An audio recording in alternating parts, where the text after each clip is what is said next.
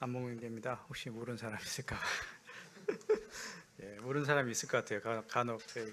예. 오늘 그 찬송가 아까 방금 불렀던 모든 상황 속에서 이 찬송가가 이제 시편 57편에 나와 있거든요. 그래서 내 영혼이 확정되고 확정되었사오니 주님을 찬양한다, 이 곡인데, 이 57편의 곡의 의미가 어떤 의미인지 아십니까? 이 보면 제가 이제 그래서 그 사울이 아니 다윗이 사울 왕을 피해서, 예, 그 굴에, 막벨라 굴입니까? 그 굴에 숨어 있을 때 그 상황입니다. 그래서 도저히 사울에게 쫓겨서 굴에 있어서 잡힐 것 같은 그런 엄청난 위기 가운데 마음이 확정돼서 주님을 찬양하는 그 찬양의 시편이 57편입니다. 뭐가 확정됐을까요? 불렀을 텐데 모든 상황 가운데서 무엇이 내 마음이 확정되고 확정됐을까요? 네, 내가 주님을 의지하리라. 다른 어떤 두려움보다, 다른 상황보다, 다른 어떠한 이유보다 내가 주님을, 이 상황 가운데서도 주님을 의지하겠다, 이 마음이 확정됐다는 의미거든요. 그래서 이 가사를 예전에 한번 묵상한 적이 있는데, 그래서 다시 한번 좀 생각이 났습니다. 정말 어떠한 상황 가운데서 우리가 다른 어떤 사람과 환경과 어떤 도움을 우리가 구하기 쉽잖아요. 그런 거기에 달려가기 쉬운데, 정말 그 도울 힘이 없는 인생을, 도움 힘이 없는 사람을 의지하지 않고 하나님을 의지하는 것이 가장 안전하고 가장 우리에게 도움이 되신다. 그래서 내가 다윗의 고백처럼 내가 하나님을 향해서 내가 하나님을 의지하겠다. 그 어떤 상황도 의지하지 않고 하나님을 의지하겠다는 그런 고백의 찬송이 이제 모든 상황 가운데 있습니다. 그래서 그 찬양을 부르면서 갑자기 생각나서, 예, 그 잠깐 나눴는데요. 여러분도 우리가 어떠한 상황 가운데 있든지 주님이 나의 도움이 되시기를 바라는 마음이 있습니다. 오늘 이렇게 나눌 말씀은 그 사도행전 이제 24장, 26장 말씀입니다. 그래서 사도행전이 거의 이제 26장까지 갔으면 몇 장까지 있죠? 28장까지 2장밖에 안 남았어요. 거의 이제 끝나가거든요. 근데 저희가 이제 사도행전을 거의 이제 꽤 오랫동안 한 3개월 동안 했나요? 그 정도 이제 12과니까 3개월 정도 했네요. 그래서 그 사도행전을 공부하면서 전 한 가지 좀 생각이 들었던 게, 사도행전이라는 의미가 사도들의 삶의 역사 경험을 기록한 행했던 어떤 행적을 기록한 것이 사도행전이지 않습니까? 그래서 사도행전을 우리가 잘 살펴보고 공부는 하고 있지만, 이 삶을 다루는 가장 역동적인 어떠한 책보다, 어떠한 성경책보다 가장 역동적인 이 성경책인데, 이 성경책이 사도행전인데, 참 우리의 이 배우면서 우리의 삶은 어떤가 이런 생각이 좀 들었어요. 참 우리가 이 사도행전을 배우면서 우리의 삶도 참 변화되고, 우리 스스로를 참 제자 같은, 다시 제자의 삶을 살지 못하고 있다면, 주님을 따르는 삶을 살지 못하고 있다면 우리가 되돌아보면서 우리의 삶도 참 변화되는 그런 그 마음이 있습니다. 그래서 참 주님, 이 사도행전을 우리가 공부하면서 우리의 지식뿐만 아니라 또 암뿐만 아니라 우리의 삶에서도 이런 변화가 참 있게 되기를 원합니다. 이런 기도하는 마음이 제 스스로부터도 이제 있게 됐습니다. 아무튼 오늘의 이제 본문이 24, 26장인데, 여기에는 이제 바울 사도가 잡혀서 재판을 당하고 공회에 끌려가서 이렇게 변론하는 그런 내용들이 주된 내용입니다. 자, 본문 이해하기 위해서 잠깐, 본문이 길기 때문에 잠깐 본문에 대해서 잠깐 요약을 해보도록 하겠습니다. 그래서 사실은 22장부터 시작되거든요. 22장부터 26장까지가 이제 3차 전도 여행을 끝나고 바울이 예루살렘에 이제 들어왔을 때 얼마 못 돼서 이제 곧 바로 이제 유대 종교자들에게 이제 잡히게 됩니다. 잡히게 되면서 이제 그 여러 폭동들이 일어나면서 그 바울 사도를 이제 죽이려고 했었죠. 그때 이제 그 천부장 루시아의 천부장을 통해서 바울을 이렇게 구하게 됩니다. 그러면서 예루살렘에서 두 번의 어떤 증언을 합니다. 두 번에. 그래서 바로 잡혀 그 천부장에게 끌려갈 때 이제 데려갈 때 이제 그때 그 유대인의 민중을 향해서 내가 이들에게 말할 수 있겠느냐 하면서 허락을 받아서 그 상황 가운데서도 그들이 바울을 죽이려고 했던 그 상황 가운데거든요. 그 상황 가운데서도 내가 왜 어떻게 하나님을 만났고 왜 내가 전한 복음이 무엇이고 하나님 나를 부르셔서 이 복음을 전하게 하셨다 하면서 쭉 그들에게 그 바울의 삶을 간증하고 또 그들에게 복음의 메시지를 전하는 모습이 있습니다. 그래서 첫 번째고 그 다음에 공회를 통해서 예루살렘 공회를 통해서 사내들인 어떤 공의회의 그 사람들과 함께 이제 공회 앞에서 신문을 받을 때 그때 또 변론한 내용이 이제 23장입니다. 그래서 22장에는 첫 번째 예루살렘에서의 그 증언이었고 23장이 이제 각 장마다 한 번씩 있어요. 23장이 이제 예루살렘 공회에서 앞에서 이제 변론했던 내용입니다. 이쯤에 이제 바울 사도를 이제 죽이려고 했던 사람들이 뭐 40명이나 됐다고 그랬잖아요. 얼마나 참 그랬으면 40명이나 되는 사람들이 먹지도 않고 자지도 않고 이 바울을 죽이려고 했던 그 상황 가운데 있으면서 이제 이 천부장이었던 그 루시아 천부장이 이제 가이사라로 이 바울을 옮깁니다. 가이사라는 이제 항구 도시거든요. 그래서 로마에서 이렇게 들어올 때 그 가이사라를 들어오든지 그 위에 그 지역이 이름이 갑자기 생각 안 나는데 그곳을 통해서 들어오게 되거든요. 그러니까 로마와 통하는 그 통로입니다. 그래서 그곳에는 이제 총독이 있게 됩니다. 그래서 총독이 있는 가이사라로 옮겨서 그곳에서 이제 다시 재판을 받게 됩니다. 총독 앞에서. 그래서 어떤 처음에 그래서 24장 내용이 뭐냐면 가이사라에 있는 벨릭스 총독 앞에서 이제 재판을 받게 됩니다. 그러면서 그 예루살렘에 있었던 대제사장과 장로들과 특히 변론가, 변호사가 함께 참석해서 바울의 어떤 잘못들을 또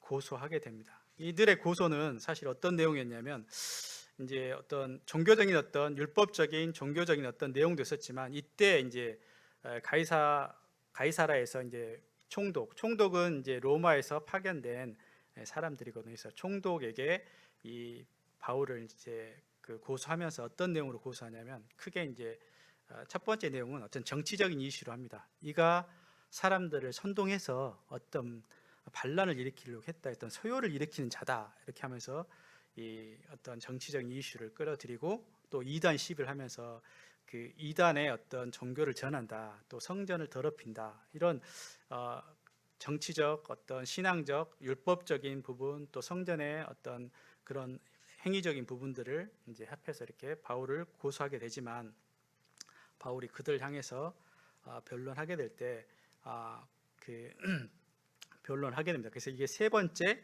어떤 변론이거든요. 그 변증이거든요. 증언이거든요. 그 가이사라 벨릭스 총독 앞에서 이제 했던 내용이 24장 내용이고 25장에 와서는 이제 벨릭스 이 총독이 한 얼마 안 돼서 이제 교체가 됩니다. 한 2년 정도 된 것 같아요.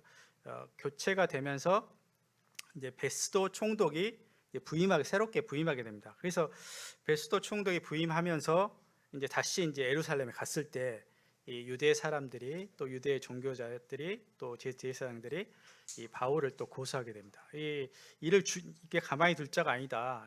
죽일 자입니다 하면서 그래서 다시 한번 그 베스도 총독 앞에서 가이사라에 있는 그 총독 앞에서 이제 다시 재판을 열게 됩니다. 그곳에서 다시 변론했던 게 네 번째 25장에 있는 네 번째 내용이고 그리고 26장에 가서는 이제 그 그 베스도 총독이 새로 부임했기 때문에 이 베스도 총독이 유대인의 어떤 관심을 또 얻고자 그들의 어떤 편에 서게 됩니다. 그러면서 네가 예루살렘에 가서 이 재판을 다시 받겠느냐 했을 때 바울 사도가 나는 가이사 앞에 섰다. 그래서 가이사의 재판 앞에 섰기 때문에 가이사에게 상소하겠다 해서 이제 로마로 드디어 가게 되는 상황이 됐습니다. 그 전에 이제 26장에 있는 내용은 뭐냐면 그 총독이었던 베스도가 이제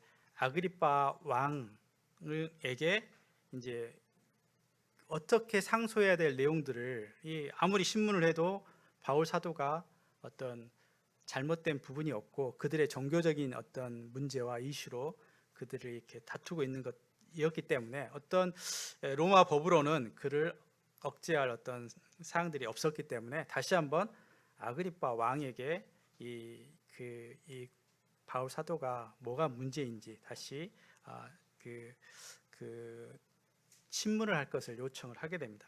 그래서 아그리파 왕은 좀 더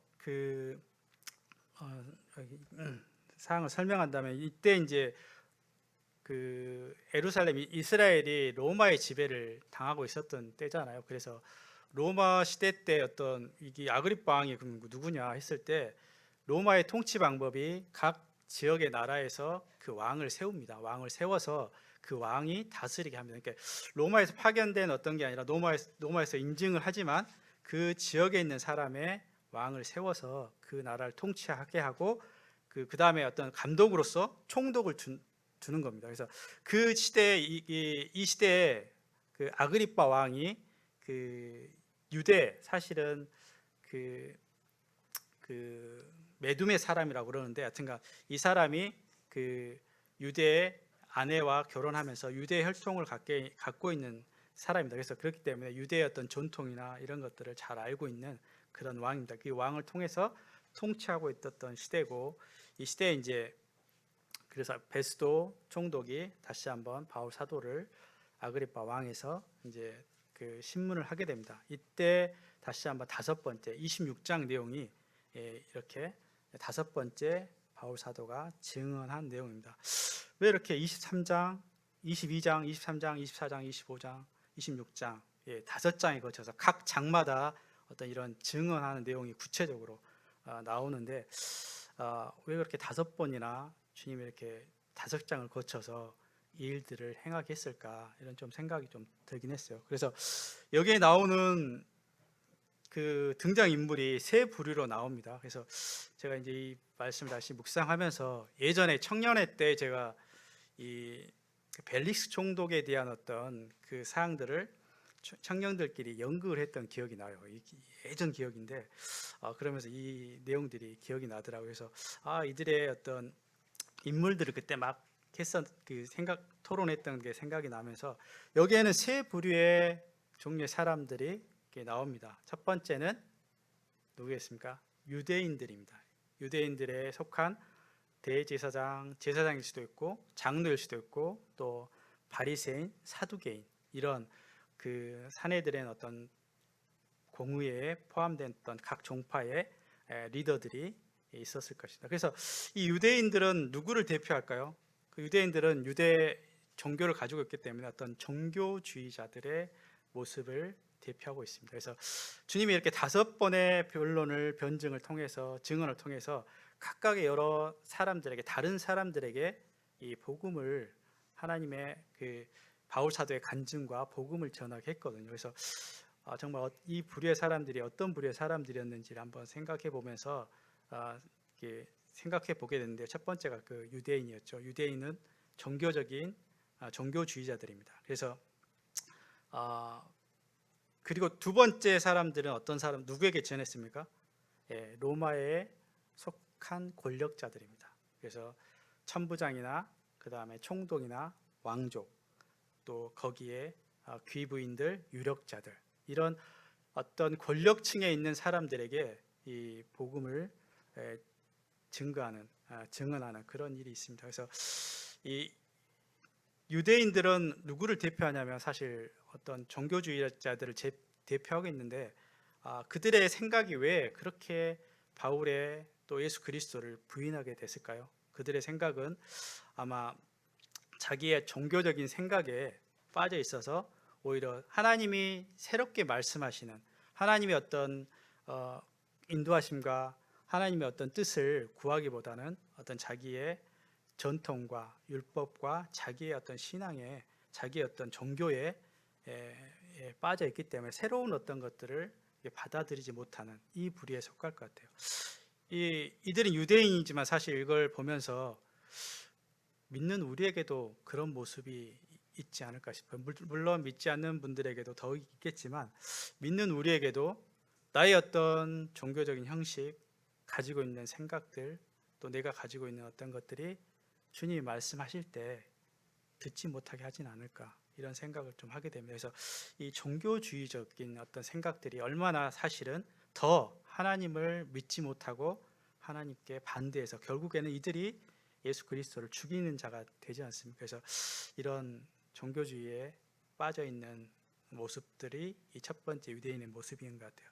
근데 그 다음에 이제 권력자들에게 봤을 때는 이들은 굉장히 세상을 추구하는 세속주의자들인 것 같아요. 그래서 이들의 어떤, 여기 보시면 이제 나중에 좀 묵상하겠지만 벨릭스 총독도 그랬고 베스도 총독은 조금 어떤 이 복음의 이 유대인의 어떤 사항들을 잘 몰랐던 것 같아요. 근데 그렇지만 아그리파 왕과 벨릭스 총독은 그 아내가 유대인의 아내였거든요. 그렇기 때문에 이 두 왕은 총독과 이 왕은 이 유대인의 사항과 예수 그리스도의 어떤 죽으심과 그 사건들을 너무나 잘 알고 있었어요. 그래서 심지어는 그들이 이제 믿을 마음도, 큰 감동, 바울 사도의 그 간증을 통해서, 말씀을 통해서 큰 감동이 있었지만 그들이 그 믿음으로 가지 못하는 장면이 나오는데 왜 그렇겠습니까? 그들이 가지고 있던 어떤 권력, 가지고 있던 어떤 상황, 위치, 이 세상의 것들이 그들의 발목을 잡았다고 생각합니다.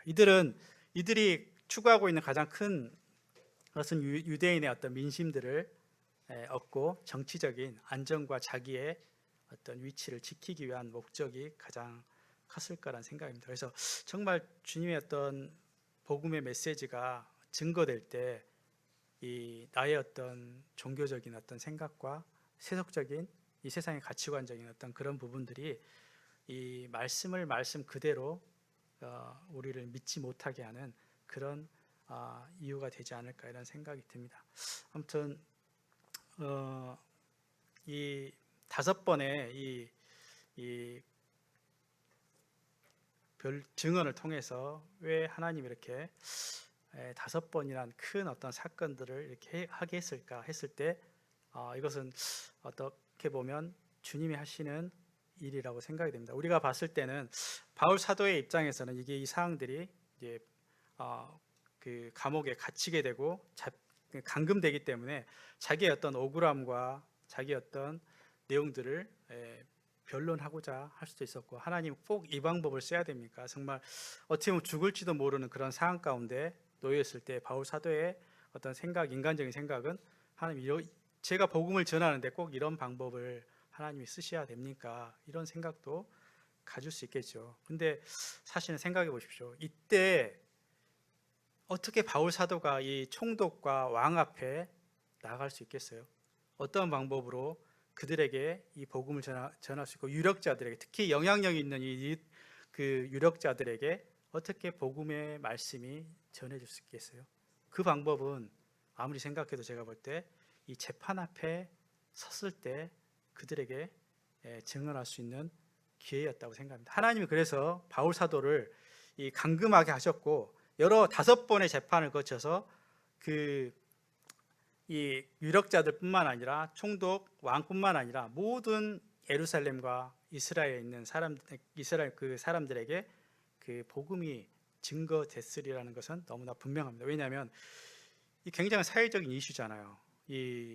그 총독뿐만 아니라 왕까지 동원돼서 이 바울 사도를 심판하고 신문하는 이 사항이 오늘날로 보면 굉장히 사회적인 굉장한 이슈거리가 됐을 것입니다. 그래서 이런 일들을 통해서 복음이 이스라엘, 또 예루살렘뿐만 아니라 이제 로마까지 가게 되는데, 결국 가장 높은 위치에 있는 그 왕까지, 유력자들까지, 리더들까지에게도 이 바울 사도의 증언을 통해서 이 복음이 증거됐다는 것을 우리가 너무나 분명한 사실인 것 같아요. 그래서 정말 이 하나님이 그렇게 이렇게 하시기 위해서 이 잡히게 하셨고 감금되게 하셨구나. 그래서 바울 사도는 이 일들을 어떤 자기의 어떤 실패나 어려운 환경에 어떤 불평이 아니라 전도의 기회로 삼았던 것을 우리가 보게 됩니다. 그리고 또한 내가 이 일을 하는데 사명으로 여겼다고 생각이 됩니다. 그리고 담대하게 당당하게 그들 앞에서 어떤 자기의 변명을 위해서, 자기의 어떤 그 변호를 통해서 이 감금됐던 사실을 풀려나기 위해서 증언했던 것이 아니라 그들의 어떤 복음을 위해서, 전도를 위해서 담대하게 당당하게 그들 앞에서 이렇게 했던 모습들을 이렇게 보게 됩니다.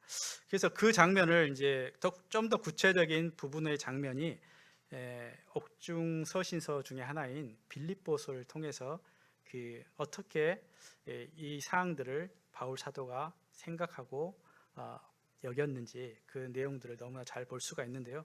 빌립보서 말씀을 잠깐 보겠습니다. 빌립보서 1장 12절부터 18절입니다. 한번 찾으시고 교대로 한번 읽어보도록 하겠습니다. 빌립보서 1장 12절부터 18절까지인데 제가 먼저 읽고 다음 절을 여러분들 좀 읽어주시면 좋을 것 같습니다. 1장 12절 형제들아 내가 당한 일이 도리어 복음 전파의 진전이 될 줄을 너희가 알기를 원하노라.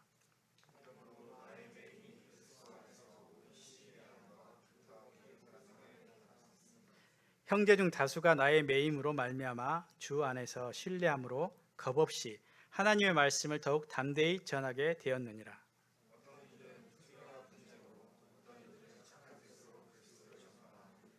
이들은 내가 복음을 변증하기 위하여 세우심을 받은 줄 알고 사랑으로 하나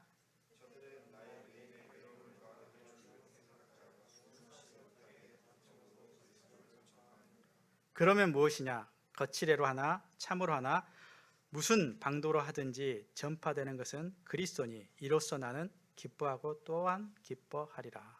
이렇게 말씀하고 있습니다. 이 빌립보서 서신을 썼을 때가 사실 바울 사도가 지금처럼 감금되어 있을 때 옥중에서 쓴 서신서이기 때문에 분명히 이 로마나 아니면 이 지금 가이사랴 옥중에서 썼을 거란 생각이 됩니다. 그래서 이 내가 당한 일이 오히려 억울하고 하나님 왜 그러십니까 하는 어떤 원망이 아니라 이 복음 전파에 진전이 될 줄을 알아라 이렇게 빌립보서 교회 성도들에게 말씀하고 있습니다. 오히려 그들이 막 바울을 죽이려고 또 괴롭힘을 당하게 하려고 이런 재판을 열고 그들을 이렇게 말을 하지만 오히려 이 일들이 그리스도를 전파하는 데 쓰여졌다. 그래서 거칠어 하든지 참으로 하든지 뭐 거칠애로 하든지 전파되는 것은 그리스도니 내가 이로써 기뻐하고 기뻐한다. 하나님은 어떤 우리의 선한 의도로 우리가 전하는 복음 전하는 전파도 이렇게 기뻐하시지만 또 여러 일들을 통해서 여러 사건들을 통해서 이런 일들이 복음이 전파되게 하신다는 사실을 보게 됩니다. 그래서 결국 이런 그 굉장한 이슈를 통해서 하나님이 바울 사도를 통해서 복음을 많은 유대인 이스라엘뿐만 아니라 높은 자들에게도 복음을 전하게 되는 그런 사항이 됐던 것들을 보게 됩니다. 그래서 이 사항들을 감옥에 있지만 잡혀 있지만 복음 증거의 기회로 삼았다. 전도의 기회로 삼았다고 이렇게 볼 수 있습니다. 우리는 어떻습니까? 이렇게 어떤 상황이 닥쳤을 때, 상황이 닥쳤을 때 이것을 나에게 왜 이런 어려움이 있을까 이렇게만 생각하시는지 아니면 주님이 헛되이 그냥 이런 상황들을 우리에게 주시진 않잖아요. 이 상황들이 오히려 그리스도의 향기를 나타내는 그런 기회로 하나님이 주셨다고 그런 시각으로 우리가 바라볼 수도 있지 않겠습니까? 그래서 우리의 당하는 어떤 사항들, 억울한 사항들도 있을 수 있고 여러 사항들이 있는데 그때 가장 그리스도의 향기가 잘 나타나는 것 같아요. 저도 이제 마음이 막 성질이 급해서 어떤 부당한 일을 당하면 막 욱하는 성질로 막 이렇게 막 쏟아 부을 때가 있는데 이건 아니지 이런 생각이 많이 듭니다. 왜냐하면 나의 옳음을 주장했긴 했지만 결국 어떻게 돌아오냐면 나의 이기적인 모습으로 돌아오더라고요. 그래서 오히려 여러 어려움을 통해서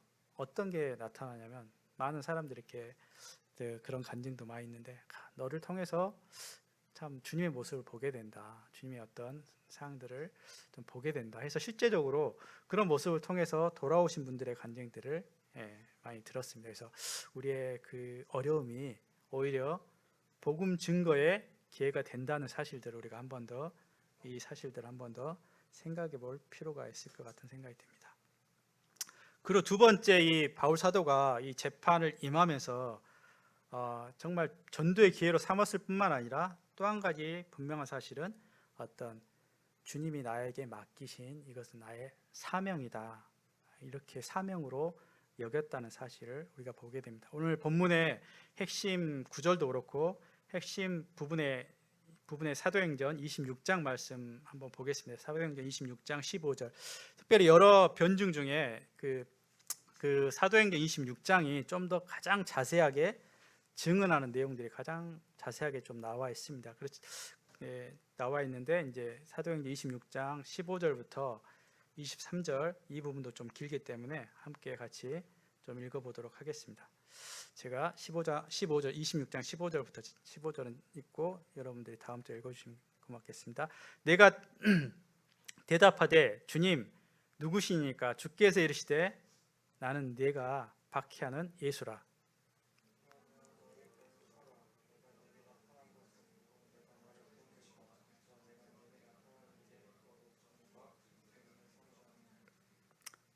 목소리가 너무 적은 것 같은데. 이스라엘 담대하게 여기 변론하는 것처럼 여러분 담대하게 이스라엘과 이방인들에게서 내가 너를 구원하여 그들에게 보내어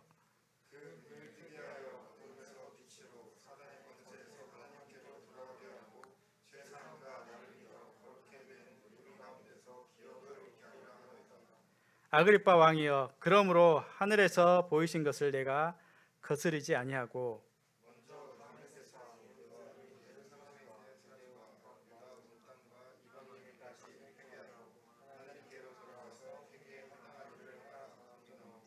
유대인들이 성전에서 나를 잡아 죽이고자 하였으나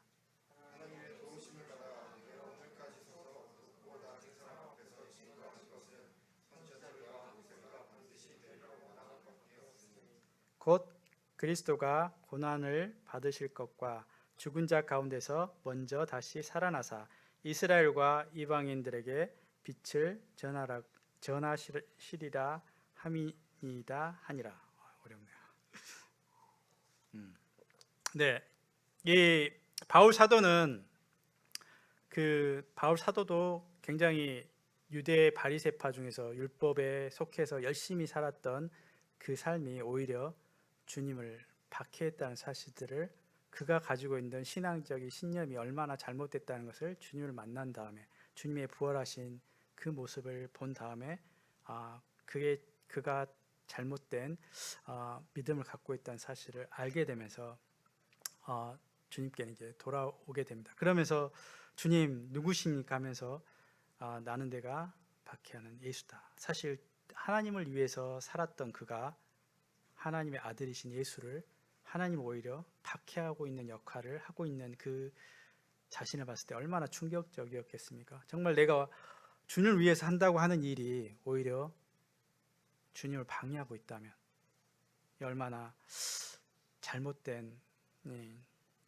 길로 잘못된 신념으로 살아가고 있었다는 것을 깨달았을 때 얼마나 충격이었겠습니까? 아무튼 바울 사도가 예수 그리스도를 만난 뒤로 바로 즉각적으로 너에게 내가 나타나서 나의 본 일과 장차 내게 나타난 일을 증언하기 위해서 증인으로 종으로 증인으로 너를 삼았다 이렇게 말씀하고 있습니다. 그래서 사실은 우리에게 어떤 복음을 알게 하시고 우리에게 복음을 나타내신 이유는, 또 우리가 구원받은 이유는 우리가 우리의 구원을 위하는 것뿐만 아니라 우리에게 바울 사도와 동일하게 우리에게 사명을 주셨다는 사실을 말씀하고 있습니다. 우리에게 이 알게 하신 사실이 우리만을 위한 사실이겠습니까?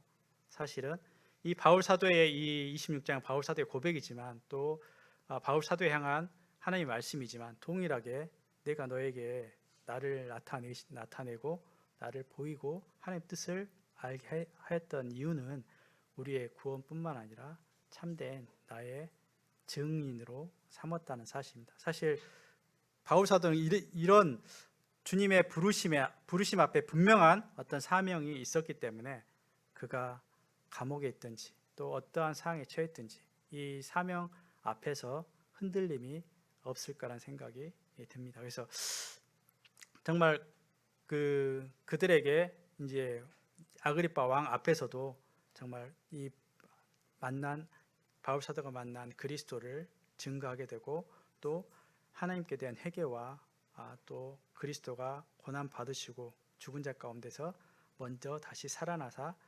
부활을 증거하게 하고, 또 이스라엘의 이 복음을 이방인에게 빛을 복음을 전하게 하게 하신 이 사실들을 바울 사도가 알게 되면서 그 혼자 자기 스스로 그 사실을 진리를 알 뿐만 아니라 이 사실이 다른 사람에게도 동일하게 증거에 대한 부르심이 있었다는 사실을 알게 됩니다. 사실은 내가 전하지 않으면, 내가 그들에게 알려주지 않으면 그들도 동일하게 알 수 없기 때문에, 우리가 전하지 않으면 그들이 이 복음의 말씀을 전할 수 없기 때문에 하나님이 우리를 어떤 증인으로 또 종으로 증인으로 이렇게 부르신 것입니다. 그래서 바울 사도는 이러한 어떤 분명한 본인의 사명이 있었기 때문에 주님 앞에서 이 변론을 하게 될 때 그가 증언을 하게 될 때 분명한 복음을 증거할 수 있었다고 이렇게 생각이 됩니다. 또 한 가지 우리가 좀 묵상해 볼 내용은 바울 사도가 증거했던 내용이 어떤 내용이었을까요? 가장 어떤 이 5번의 증언 가운데 공통적으로 나온 단어가 있습니다. 오늘의 질문에서도 나오는 건데요. 어떤 부분을 가장 공통적으로 말씀하고 증언을 했었냐면 부활입니다. 그래서 예수 그리스도의 부활뿐만 아니라 이 부활에 믿는 자에게 이 부활의 소망을 주셨다. 그래서 이 부활 때문에 유대인들이 가장 거부하고 그들을 고소했던 내용이 이단인 예수 그리스도와 그의 부활을 증거한다는 사실들을 믿지 못했기 때문에 그들을 이렇게 바울 사도를 이렇게 고소했던 내용들을 보게 됩니다. 사실은 아까 잠깐 넘어갔지만 유대인 중에 바리새파가 있었고 사두개파가 있었잖아요. 근데 이 전과에서 우리가 배웠던 것처럼 사두개인파들이 부활도 없고 영도 없고 천사도 없다는 사실을 들으면서 이스라엘 가운데, 그 하나님을 믿는 이스라엘 가운데 부활에 대한 어떤 부분들이 그렇게 무지했을까, 이런 생각이 많이 들었습니다. 그만큼 하나님을 믿으면서 하나님의 가장 바울 사도가 강조하고 말씀하고 있었던 부활의 의미를 이스라엘 그 사람들도 또 유대 종교 지도자들도 잘 몰랐던 것이에요. 그래서 그 부활의 그 내용이 무엇일까? 어떤 내용, 이 부활 때문에, 부활 소망 때문에 내가 유대인들에게 고소를 당한다, 이렇게 말하고 있는데 이 부활이 어떤 의미가 있을까? 이 의미에 대해서 좀 다시 한번 우리가 잘 알고 있지만 다시 한번 묵상을 한번 해보도록 하겠습니다. 어떤 의미가 있을까요? 부활이라는 의미가. 부활이 나에게 어떤 의미로 다가옵니까?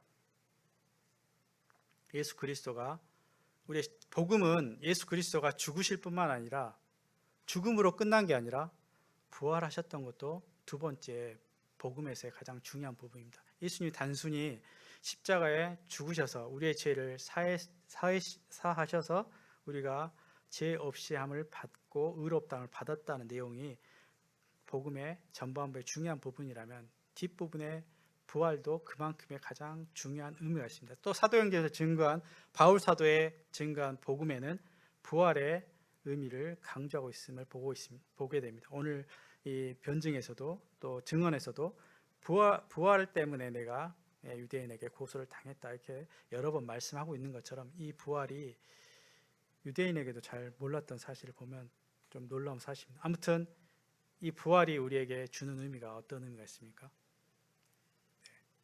예수님이 부활하셨다면 그 무엇보다 죽음은 끝이 아니라 우리에게도 부활이 있다는 사실을 알리신 것입니다. 그래서 실제 부활이 존재하고 있는 사실, 있다는 사실들을 제자들도 예수님이 부활하기 전까지는 반신반의했어요. 정말 내가 죽고 살아날 것이다 그렇게 여러 번 얘기했지만 제자들도 예수님이 죽고 나서의 어떤 부활을 기대하지 못했던 모습들을 우리가 말씀을 통해서 보게 됩니다. 그렇지만 예수님이 부활하신 모습을 보이면서 사도행전의 시작되지 않습니까? 그래서 예수님이 부활하신 모습을 보이면서 내가 이제까지 알았던 이 세상이 전부라고 생각했던 그 삶이 전부가 아니구나. 정말 부활이 있다는 사실들을 무엇보다 증거하고 있습니다. 예수님이 부활하셨다면 나도 부활이 있는 거죠. 근데 성경에서는 두 가지 부활을 얘기하고 있지만 의인의 부활과 악인의 부활에 죽음은 끝이 아니라 악인도 부활해요. 선한 믿는 사람만 부활한 게 아니라 믿지 않는 자도 부활인데 그 악인의 부활은 심판의 부활입니다. 믿는 자는 영원한 생명의 영혼을 얻는 부활이라면 믿지 않는 자는 악인은 심판의 부활로 나타난다고 말씀하고 있습니다. 아무튼 부활했던 사실이 우리 가운데 증가하고 있는 것은 죽음은 끝이 아니라 부활이 분명히 있다는 사실을 증가하고 있습니다. 두 번째 부활의 의미는 어떤 의미가 있냐면 로마서 1장 4절 말씀에 보면요. 4절 말씀에 보면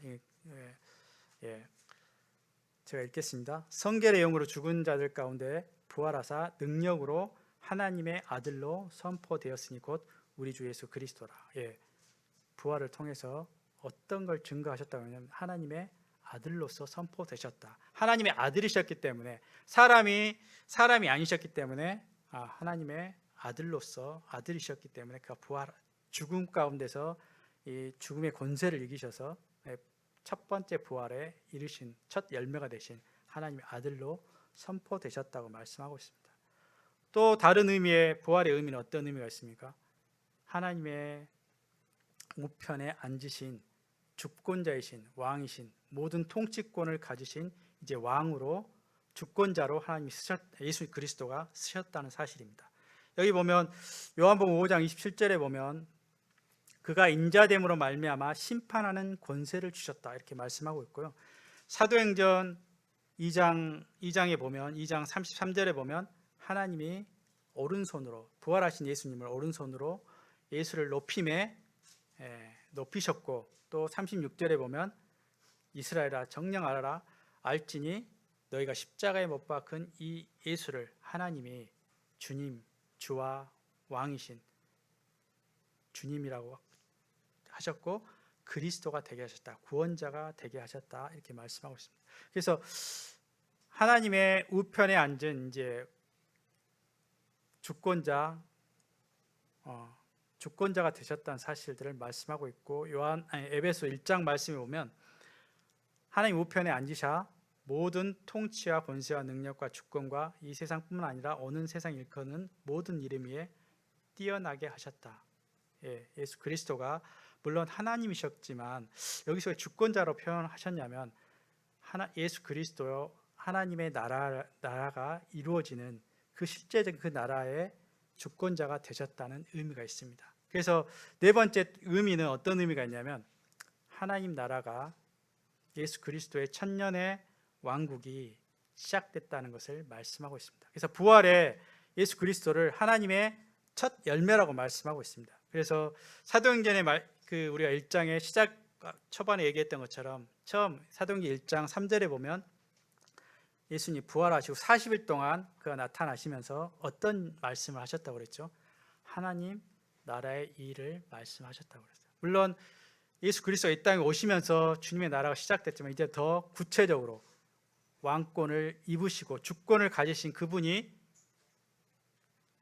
높이심을 받은 그분이 왕으로 오셔서 이제는 그 자리에 앉아 계셔서 이제는 다섯 번째 의미인 성령을 우리 가운데 보내셔서 하나님의 나라가 점점 이루어지게 하신 사실입니다. 그래서 주님의 부활은 주님의 어떤 그 통치와 권세를 가지실 뿐만 아니라 하나님 나라가 구체적으로 한 걸음 시작됐다는 의미가 있습니다. 그래서 우리의 예언서에 있는 내용처럼 주님의 천년 왕국이 주님이 다시 재림할 때는 우리가 이제는 주님 예수님을 얼굴과 얼굴을 마주 대하는 것처럼 보게 될 날이 있다고 말씀하고 있습니다. 그때는 하늘의 우편에 멀리 계신 예수 그리스도가 아니라 이 땅에 통치자로 오셔서 천년 동안 다스리는 그 통치자로 우리 가운데 통치하실 그 모습으로 왕으로 오시는 주님 우리가 뵙게 될 날이 있다고 말씀하고 있습니다. 그래서 이 부활에 주님이 부활을 통해서 하나님 나라가 시작됐다는 것을 알리실 뿐만 아니라 주님의 어떤 권세, 주권이 세워졌다는 의미가 있습니다. 아무튼 이 바울 사도의 어떤 이 부활의 메시지를 통해서 바울 사도가 예수 그리스도의 부활의 모습을 보면서 예수님은 정말 한 사람이 아니라 하나님의 아들이셨고 그가 다시 하나님의 나라의 주권자로 세워졌던 그 사실들을 알게 되었던 것을 보게 됩니다. 그래서 바울이 이 부활의 복음을 증거하면서 이 많은 왕 앞에서 또 총독들 앞에서 유대 유력자들 앞에서 증언하고 있었던 내용이 이 부활에 관련된 내용입니다. 이처럼 사도행전의 어떤 내용들을 보면 우리가 그 바울 사도를 통해서 계속적으로 증거돼서 복음의 하나님의 나라가 확장되는 그런 과정들, 역동적인 과정들을 우리가 묵상하게 됩니다. 근데 이 사도 시대 때만 우리가 그러겠습니까? 오늘날 우리에게도 동일한 이 사도의 행전처럼 이 사도행전이 마무리가 끝나지 않은 것을 알고 있지 않습니까? 그래서 계속적으로 우리의 행전, 나의 그리스도 삶의 행전들이 각각의 삶에서 써 내려가야 될 부분이라고 생각이 됩니다. 그렇게 하기 위해서는 무엇이 필요할까요? 무엇이 어떻게 하면 이 시작을 할 수 있을까요? 우리가 사도행전의 어떤 시작처럼 그리스도의 부활에 대한 의미를 우리가 분명하게 알고 있지만 내 삶 가운데서 정말 예수 그리스도의 부활이 믿어질 뿐만 아니라 내가 그 부활에 대한 소망을 정말 간절히 갖고 있는지 우리가 우리 자신을 살펴볼 필요가 있습니다. 사도행전 시작이 예수 그리스도의 부활로 시작했다면 우리가 이 사도행전에 있는 그 삶을 살기 시작하는 그 시작은 그리스도의 부활에서부터 우리가 시작돼야 될 거라는 생각이 듭니다. 그래서 정말 내가 이 부활의 소망을 가지고 살고 있는지, 정말 부활의 신앙을 우리가 놓치고 살고 있지는 않는지, 그렇다면 우리가 다시 한번 이 땅이 아니라 정말 영원한 하나님 나라가 임하실 그 부활을 생각하면서 그 부활 신앙을 다시 한번 붙잡아야 되리란 생각이 됩니다. 또 한 부분은 바울 사도를 구원하셔서 그때부터 주님의 나라를 전파하는 어떤 증인으로 부르셨던 사명으로 부르셨던 사실을 우리가 기억하면서 우리 또한 이게 바울 사도에게만 말씀하신 게 아니라 복음을 아는 또 복음을 믿고 우리가 구원받은 우리에게도 동일하게 다른 사람들에게 우리가 빛과 소금의 역할로 그들에게 복음을 증거해야 되는 그런 사명을 우리도 두셨다. 우리가 그 사실을 알게 하셨다면 우리도 우리의 삶의 사명도 동일하게 다른 사람에게 전해야 되는 그 사명이 우리 가운데도 주어졌다고 말씀하고 있습니다. 전하는 사람 없이 어떻게 이 복음을 들을 수 있겠습니까? 전도에 미련한 방법을 통해서 하나님이 복음 전하기를 기뻐하셨다고 말씀하고 있습니다. 우리 가운데 주변에 있는 내 주변에 있는 사람들에게 우리가 그 이 어둠에서 이 빛으로 또 하나님 나라로 옮기는 이 놀라운 복음을 증거하지 않으면, 전하지 않으면 그들 가운데 전할 수 있는 사람들이 없는 것입니다. 그래서 바울 사도의 어떤 사명을, 부르신 사명을 분명히 했던 것처럼 우리의 삶 가운데서도 분명한 이 우리에게 주어진 이 사명이 무엇인지, 또 내 삶의 목표가 무엇인지, 이 사명이 무엇인지 분명히 이 사명을 우리가 확신을 갖게 되기를 바라는 마음이 있습니다. 이제 복음 집회가 마무리하려고 하는데, 복음 집회가 사실 얼마 남지 않았잖아요. 우리가 2주 정도 이제 남았습니다. 사실 우리 주변에 우리 영혼에 대해서 말씀에는 핏값을 우리에게 돌리겠다는 말씀이 있거든요. 그 말 뜻은 그 내 영혼의 주변에 있는 친구들에게 우리가 전할 책임이 있다고 말씀하고 있습니다. 오늘날에 어떤 복음을 전한다고 해서 바울 사도처럼 감옥에 끌려가고 잡혀가고 핍박이 있지는 않잖아요. 그만큼의 어떤 고난이 있지도 않지 않습니까? 어떤 고난이 있다면 친구들에게 그냥 무시당하는 뭐 그런 정도의 어떤 핍박이 있을 수도 있을 것 같습니다. 그렇지만 바울과 같은 그런 어려움, 그런 상황들은 오늘날에는 없지 않겠습니까? 그렇다면 하나님 우리 가운데 주신 정말 나에게, 내 주변에 있는 또 나에게 연관되어 있는 이 친구들을 위해서 이 부활이 분명한 사실이라면, 또 복음이 우리 가운데 믿는 사실이 분명한 내 삶에 분명한 사실이라면, 우리가 그들에게, 그 죽음 앞에 달려가는 그들에게 복음을 전하는 것이 가장 마땅하지 않겠냐는 생각을 하게 됩니다. 이제 이 복음 집회 가운데 우리가 그들을 위해서 기도하고 그들을 초대할 수 있는 그런 우리 부르심의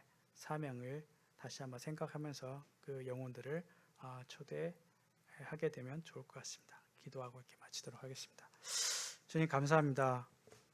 저희가 믿는 이 복음이 정말 진리이고 이 부활이 참된 사실임을 저희 가운데 말씀하시고 친히 이 모든 사실들을 증거하신 예수 그리스도를 우리가 믿는 자임을 주님 앞에 고백하게 되었고, 저에게 맡기신 이 복음의 또 사명을 다른 사람에게도 증거하게 되기를 원합니다. 특별히 이번 복음 집회 가운데 주님 저에게 참 친구들에게 도전하게 해주시고, 오히려 이 바울 사도가 그 어떠한 상황 가운데서도 담대하게 우리가 가지고 있는 영혼을 구원하는 이 복음을 담대하게 증거했던 것처럼 저희 삶 가운데서 저희 친구들에게, 또 지인들에게, 또 가족들에게 참 도전할 수 있는 그러한 담대함을 저희 가운데 허락해 주시고, 그들이 또 이 초대를 받을 때 주님 그 마음을 움직여 주셔서 이 복음 집회 가운데 오게 해주시고 또 말씀을 듣게 해주시기를 주님 앞에 이 시간 간절히 의탁하고 기도를 드립니다. 이 모든 참 집회를 주님 앞에 좀 의탁을 드렸고 존귀하신 예수 그리스도 이름으로 아버지 하나님께 기도드립니다.